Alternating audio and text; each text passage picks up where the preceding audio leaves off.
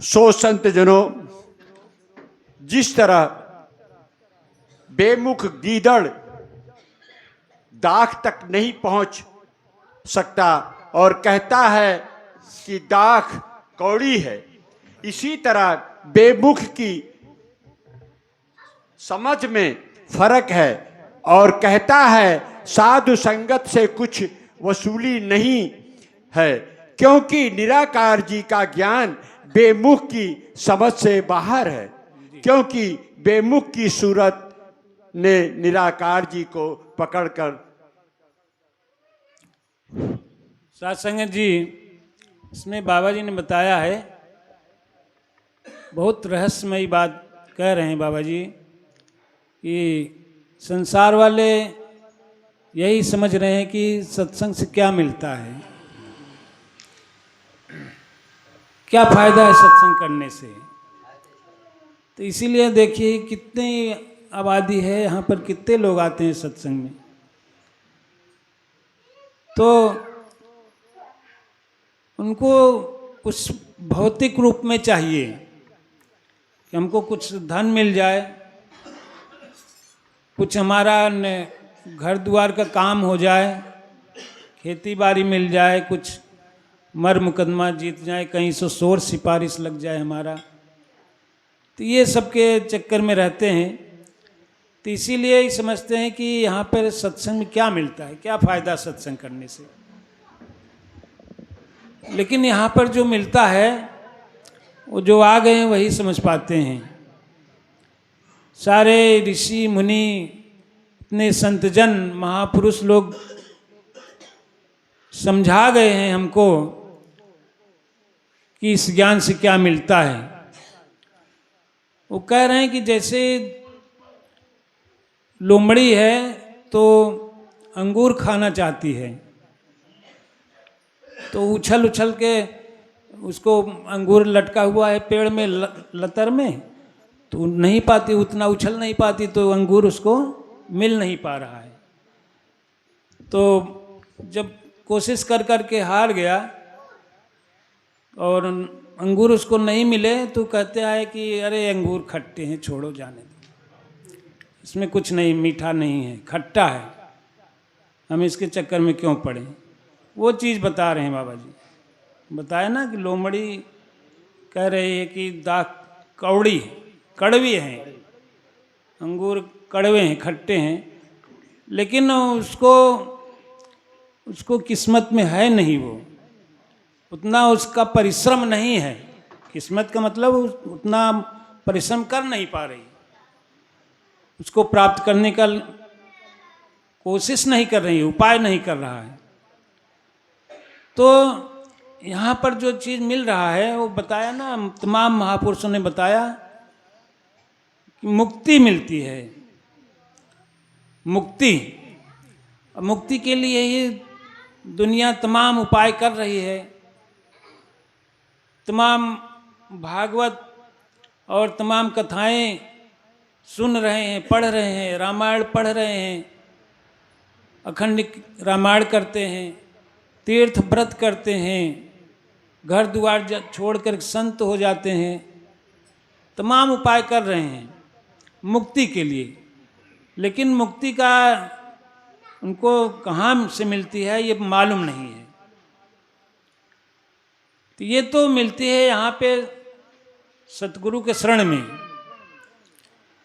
जब सतगुरु के पास पहुँचेंगे तब मुक्ति मिलेगी। अब पहले तो ये जान लीजिए कि मुक्ति है क्या चीज़। मुक्ति कोई वस्तु नहीं कि वो हमको मिल जाएगी, या कहीं जाएंगे मरने के बाद कहीं चले जाएंगे मुक्ति धाम में चले जाएंगे, तो ऐसा कुछ नहीं है। तमाम हमारे मन में कल्पनाएं बसी हैं पहले से, तमाम लोगों ने किताबों में पढ़ कर, कथाओं में सुन करके काल्पनिक अपने मन में भर लिए हैं कि मुक्ति, कहते हैं कि मरने के बाद एक दरिया पड़ता है, कौन बैतरणी नदी पड़ती है, तो उसको गाय का पूंछ पकड़ लेंगे तो हम लोग पार हो जाएंगे, तब जाके मुक्ति मिलेगी। तो गाय का पूंछ पकड़ने से थोड़ी मुक्ति मिलती है। इसका अपने आप को जानिए सदगुरु के द्वारा कि ये ईश्वर है क्या चीज़, मुक्ति है क्या चीज़।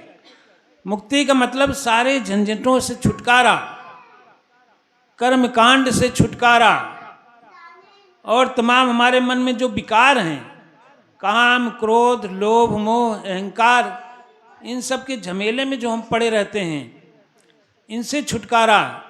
संसार के तमाम नाते रिश्तेदारों में और उलझे रहते हैं हम, तमाम प्रकार के लड़ाई झगड़ों में, इन सब में जो उलझे हुए हैं, इन सब से मुक्ति, छुटकारा मिल जाए और एक हमारा ध्यान अपने स्वरूप में लग जाए, स्थित हो जाए, इसमें अपने स्वरूप में स्थित हो जाए, तो सब चीज़ों से, झंझट से, रोगों से मुक्ति, हर चीज़ से मुक्ति मिल जाएगी। ये मुक्ति है, अपने स्वरूप में स्थित हो जाएं। संसार की तमाम ये जितने झमेले हैं, ये हमको परेशान न कर सकें, इनसे हम विचलित ना हों। संसार में, जीवन में हमारे तमाम उतार चढ़ाव आते रहते हैं, तमाम परेशानियां आती हैं, सुख दुख आते हैं, तो वो हमको बेचैन ना कर सकें, हम अपने स्वरूप में स्थित रहें। तो ये मुक्ति है, हमको कोई चीज़ मतलब परेशान न कर सके, कोई उद्वेलित न कर सके हमको। हम तो थोड़ी थोड़ी चीज़ों में परेशान हो जाते हैं, तो परेशान ना हो हम। जैसे तमाम लोग, बुखार हो गया, सिर दर्द करने लगा, या कुछ शरीर में कोई तकलीफ हो गई, तो बस उसी के चक्कर में पड़ जाते हैं, उससे बेचैन हो जाते हैं। क्योंकि हम क्या हैं, हमारा स्वरूप क्या है, ये उनको मालूम नहीं है। हम शरीर नहीं हैं। जो शरीर हमारी बीमार हो गई, तो हमारी शरीर बीमार हो गई ना, शरीर हम नहीं हैं, हमारी शरीर है। तो शरीर बीमार है, तो ठीक है, बीमार है तो उसका उपाय करें। एक ऐसा उपाय करें कि हम जल्दी हमारी शरीर बीमार ना होने पाए। ऐसा हम रोज़मर्रा का अपना नियम बनाएं, दिनचर्या बनाएं, अपने खान पीन का, सोने जागने का, हर चीज़ का, और क्या खाएं क्या ना खाएं, इस सब चीज़ों का ऐसी दिनचर्या बनाएं कि हम शरीर हमारी बीमार ना होने पाए। अब बीमार हो भी जाए तो उसका उपचार करें, हम जो सही ढंग से उपचार है उसका उपचार करें। उसमें परेशान ना हो कि हम क्या हुआ, क्या करें, हम बीमार हो गए, अब रटते रहें दिन रात, हम बीमार हैं। तो जितना उसके लिए चिंता करेंगे उतनी और बीमारी बढ़ती है। तो उसकी हमें ऐसा ये ज्ञान मिल जाए कि हम इसमें रमे रहें, शरीर की बीमारियों की चिंता ना हो। उपाय करें, हमारा शरीर है तो हम उसको बचाएं, बीमारी ना होने पाए, बीमारी हो भी चाहे तो उसका उपचार करें, इसका स्वास्थ्य रखें, ये सब चलें, लेकिन उसमें परेशान ना हो। गीता में बताया कि सब सुख दुखे समय कृत्वा, लाभा लाभो जयो जया, सब चीज आ गया इसमें। सुख में और दुख में हम विचलित ना हो, समान रूप से रहें। कभी हम कोई चीज़ हमको मिल गया, कोई खुशी की बात हो गई तो बहुत उछलने लगते हैं, घमंड में आ जाते हैं, तो हमको ये चीज़ हो गया, हम ये चीज़ हमको मिल गई, प्राप्त कर लिए, हम बड़े घमंड में आ जाते हैं, बड़े खुशी हो उछलने लगते हैं। और तनिक सा दुख हो गया तो जैसे एक सारा संसार का दुख का पहाड़ उनके ऊपर टूट पड़ा, इस तरह से परेशान हो जाते हैं। तो इतना उतार चढ़ाव ना हो, बल्कि हम समान रहें। चलो भाई, खुशी आ गई, कोई बात नहीं है, भगवान की कृपा से मिल गया, भगवान है इसका मालिक, हमारा इसमें कुछ नहीं है। दुख आ गया, भाई चलो दुख है, ठीक है, इसका उपचार करते हैं, भगवान का संसार है बनाया हुआ, भगवान का दिया हुआ सब कुछ है, उसमें संतोष करके एक बराबर रहें, ना ज़्यादा उछलें खुशी में और ना ज़्यादा दुख में बहुत चिंता करें, चिंतित न हों।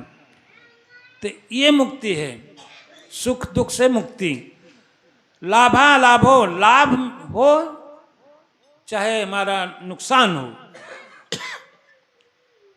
हम ऐसा जीवन शैली बनाएं कि हमारा नुकसान होने ना पाए।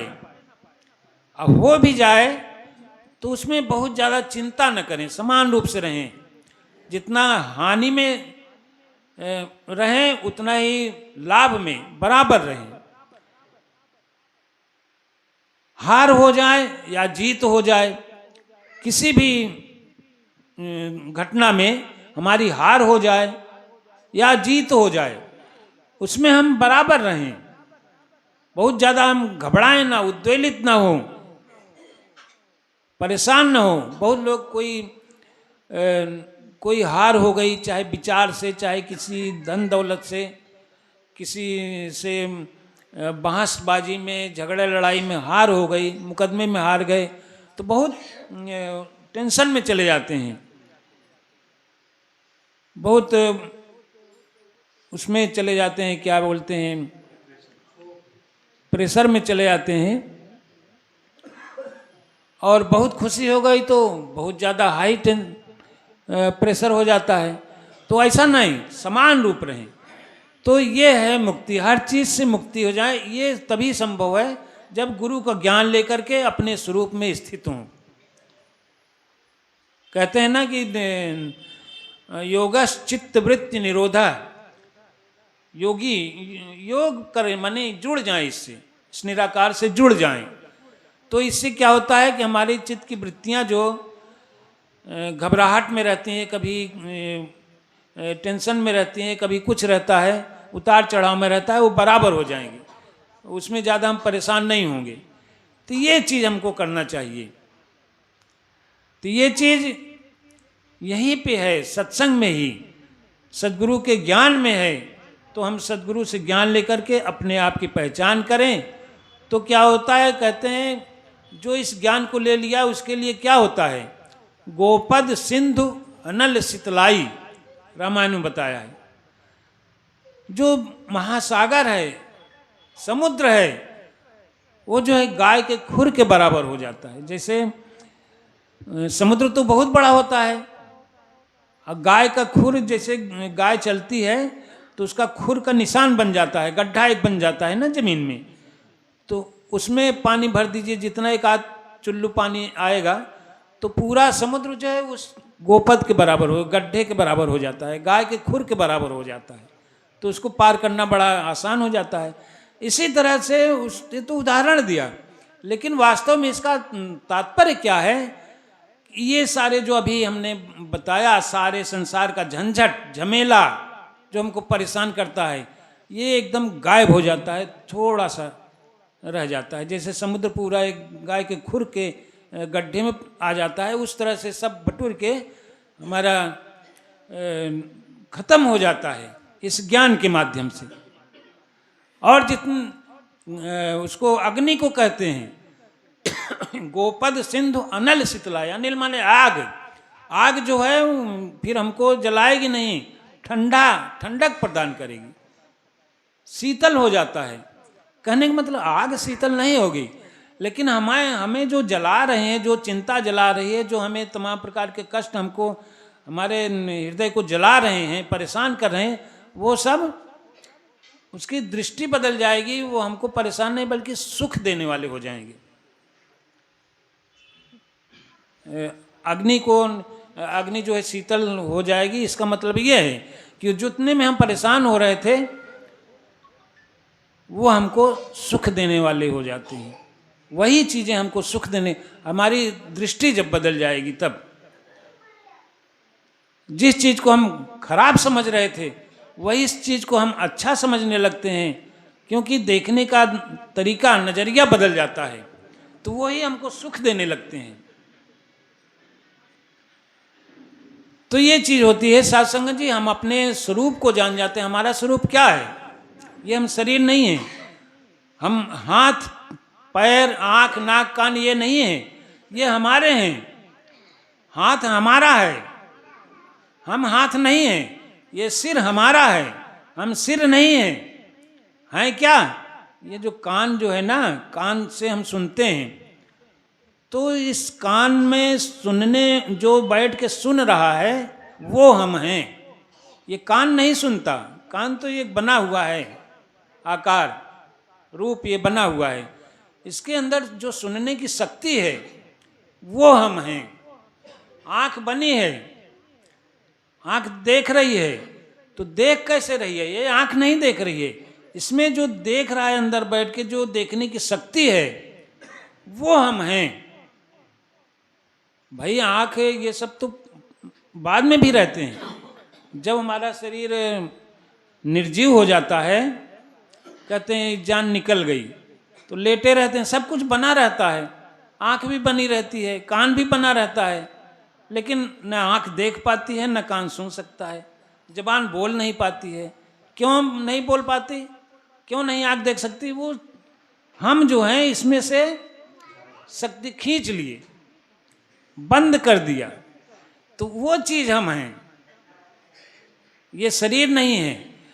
तो ये चीज जो है ये इतना बारीक है, बहुत ही बारीक दो तरह से है। एक तो बारीक है, जैसे कहते हैं कि फूल की सुगंध कितना छोटा होता है, उसको हम देख नहीं सकते, बहुत बारीक होता है। जैसे एक बाल है, बाल उसको 1000 टुकड़े करिए तो एक टुकड़ा बहुत बारीक हो जाता है, आँख से देख नहीं पाते। तो वो स्वरूप हमारा है, आँख से दिखाई नहीं पड़ता है। दूसरी तरह से बारीक ये है, बारीकी से सोचना पड़ेगा, उसको सोच पाना, उसको बुद्धि से पकड़ पाना बहुत मुश्किल है। तो जिसकी बुद्धि इतनी सुदृढ़ हो जाएगी, सुधर जाएगी, तब इस ज्ञान द्वारा तब इसको पकड़ पाता है। बारीकी ये है। कहते हैं ना यार बड़ी बारीक बात कह दिया, तो बारीक का मतलब क्या? बहुत छोटा सा थोड़े, उसमें उस बात में रहस्य भरा हुआ है, वो बारीकी है। उसी तरह से इस हमारे स्वरूप में रहस्य भरा हुआ है, इतना बारीक है। इस रहस्य को जानिए। बाबा जी ने दिखा दिया तलियों के बीच में ये निराकार है। अब उसमें सोचना पड़ेगा कि क्या दिखाया, क्या इतना बड़ा है कि इतना बड़ा है। अब चाहे इतना बड़ा दिखावें, चाहे इतना बड़ा दिखावें, चीज एक ही है, वो बहुत बारीक है। चाहे इतने में दिखा दें, इतने बीच में, ये इसमें और विशाल इतना है कि सारा संसार, सारा ब्रह्मांड इसी के अंदर है। और सारे ब्रह्मांड में ये है, घुसा हुआ है, व्याप्त है, और सारा संसार इसी के अंदर है, दोनों तरह से। तो बारीक भी है, बहुत छोटा भी है, और बारीक है समझने में भी बहुत बारीक है, जल्दी समझ में नहीं आता। ज्ञान तो ले लिए, तमाम माताएं भी, महापुरुष भी ज्ञान ले लिए बाबा जी से, तो वो केवल इतना ही समझ पाए कि हम बाबा जी से ज्ञान ले लिए, हम सत्संग करते रहेंगे तो हमारा सिर दर्द, हमारा पैर का दर्द, हमारे बुखार सब खत्म हो जाएंगे, बस इतने महत्व समझते हैं। नहीं, उसको बारीकी में जाइए। क्या दिखाया बाबा जी ने? वो जो चीज़ दिखाया वो हमारे किस काम आएगा? क्या हमारी बीमारी दूर करने के लिए है? अरे भाई, इतना गूढ़ बात है, भगवान को जानना, ब्रह्म को पकड़ना, जो सारे संसार में व्याप्त है, सारा संसार जिसके अंदर है, तो उसका इस्तेमाल आप बुखार दूर करने में करेंगे? इतना उसका गिरा दिए महत्व। तो ऐसा नहीं है, इसको जानिए, और जब इसको जान लेंगे ना, तो उसी तरह से अपना दिनचर्या बनाएंगे, उसी तरह से हम व्यवहार करेंगे, हमारा आचरण बदल जाएगा, तो बीमारियां सब अपने आप खत्म हो जाएगी। हमको कहीं भूत प्रेत या कहीं मनाने, झराने, फुकाने नहीं जाना पड़ेगा। तो हम अपना इसी तरह से जीवन बना लेंगे, तो हमारे सारे तकलीफ खत्म हो जाएंगे, हम समान रूप से रहेंगे। ये सब से मुक्ति मिल जाती है। हमारा शरीर हमारा रहे या न रहे, मुक्त हम रहेंगे। नहीं रहने के बाद तो हम मुक्त है ही हैं, अपने स्वरूप में विलीन हो गए, जो हमारा वास्तविक स्वरूप है। जन्म मरण खत्म। तो साथ संगत जी, इस ज्ञान को समझें, जिनके भी समझ में ना आया हो पूछें महापुरुषों से, और इस ज्ञान को पकड़िए। हमारे बाबा जी ने सबसे पहले तो गीता में लिख दिया है, इस ग्रंथ में भी लिखा है, उस गीता को पढ़िए और समझने की कोशिश करिए। फिर भी अगर समझ में न आए तो महापुरुषों से पूछिए, तो उस रहस्य को जान लीजिए जो बाबा जी ने बताया है, तब हमारी सारी समस्याओं से मुक्ति मिल जाएगी। तो साध संगत जी ये करें और दास के ऊपर भी ऐसी कृपा बनाएं कि ये सब समझ सकें और आपके वचनों पे चल सकें। प्यार से कहिए सद्गुरु भगवान की जय।